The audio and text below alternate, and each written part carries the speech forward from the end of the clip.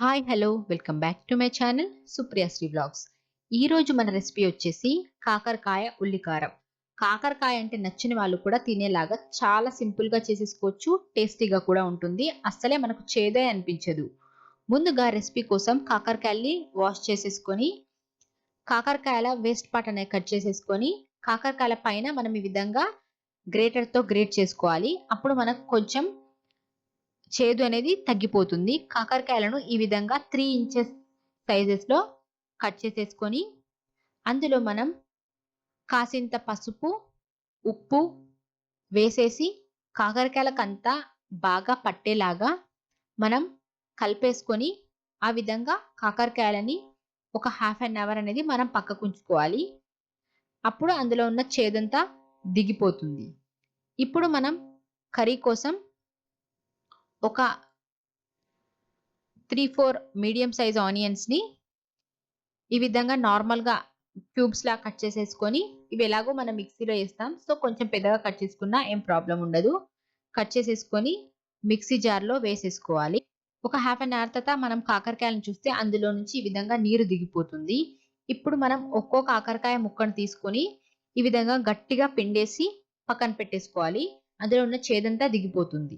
ఇప్పుడు ఒక పాన్‌లో మనం ఒక గుప్పెడు పల్లీలు వేసుకొని, అలాగే ఒక టీ స్పూన్ నువ్వులు వేసుకొని, అవి మంచిగా దోరగా వేయించుకోవాలి. పల్లీలు, నువ్వులు దోరగా వేగాక వాటిని తీసి పక్కన పెట్టేసుకోవాలి. ఇప్పుడు ఒక పాన్ తీసుకొని, అందులో ఒక 2 టేబుల్ స్పూన్స్ ఆఫ్ ఆయిల్ వేసేసుకొని,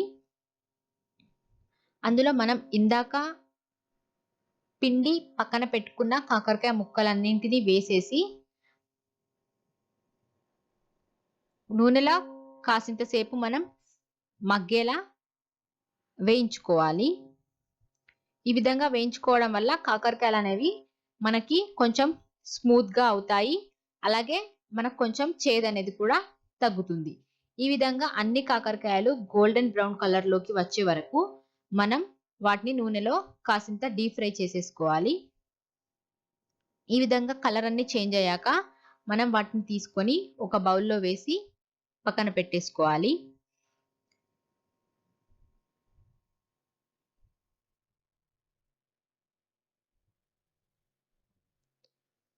ఇందాక మనం వేయించుకున్న పల్లీలు, అలాగే కట్ చేసి పెట్టుకున్న ఉల్లిపాయ అన్నీ కూడా మిక్సీ జార్‌లో వేసుకొని కాసింత కారం, ఉప్పు, కొంచెం జీలకర్ర వేసేసి వాటిని కొన్ని వాటర్ కలిపేసి మనం మెత్తని పేస్ట్‌లాగా పట్టేసుకోవాలి. వాటర్ అనేది మీరు తగినంత కలుపుకోవాలి. పేస్ట్ కొంచెం గట్టిగా అయ్యేలానే మనం మిక్సీ అనేది పట్టేసుకోవాలి. మిక్సీ పట్టుకున్నాక ఇందాక మనం వేయించి పెట్టుకున్న కాకరకాయలు చల్లబడ్డాక అందులోని మనం లోపల పార్ట్ గింజలు అవన్నీ తీసేసి మనం తయారు చేసి పెట్టుకున్న పేస్ట్ అనేది ఒక్కో కాకరకాయ లోపల ఈ విధంగా స్టఫ్ చేసి మనం అన్ని కాకరకాయలని పక్కన పెట్టేసుకోవాలి. ఇప్పుడు పాన్ పైన ఆయిల్ వేసేసి అందులో ఇందాక మనం స్టఫ్ చేసి పెట్టుకున్న కాకరకాయలన్నింటినీ ఒక్కోటిగా వేసేసి ఇందాక స్టఫ్ చేయగా మిగిలిన పేస్ట్ కూడా ఇదే కాకరకాయలో వేసేసి మనం అదంతా ఒకసారి కలిపేసి మగ్గనివ్వాలి. కాసేపు టైం గడుస్తూ ఉంటే మనకొచ్చేసి ఆ పేస్ట్ అంతా కూడా ఈ విధంగా గట్టిగా అయిపోతుంది. కాకరకాయలన్నీ కూడా సాఫ్ట్‌గా అయ్యేంత వరకు మనం ఒక 20 మినిట్స్ దాకా మధ్య మధ్యలో కలుపుతూ ఈ విధంగా కాకరకాయలను మగ్గించుకుంటూ ఉండాలి. చివరగా మనకొచ్చేసి పేస్ట్ అనేది చాలా థిక్‌గా అయిపోయి కాకరకాయలకు ఈ విధంగా మనకు పట్టేసి ఉంటుంది. అంతే అండి. ఎంతో టేస్టీగా ఉండే కాకరకాయ ఉల్లికారం రెడీ అయిపోయింది. ఈసారి కాకరకాయలతో ఈ రెసిపీని ట్రై చేసి ఎలా వచ్చిందో కామెంట్ సెక్షన్‌లో చెప్పేయండి. అలాగే ఛానెల్‌ని లైక్ చేయండి, షేర్ చేయండి, సబ్స్క్రైబ్ చేసేసుకోండి.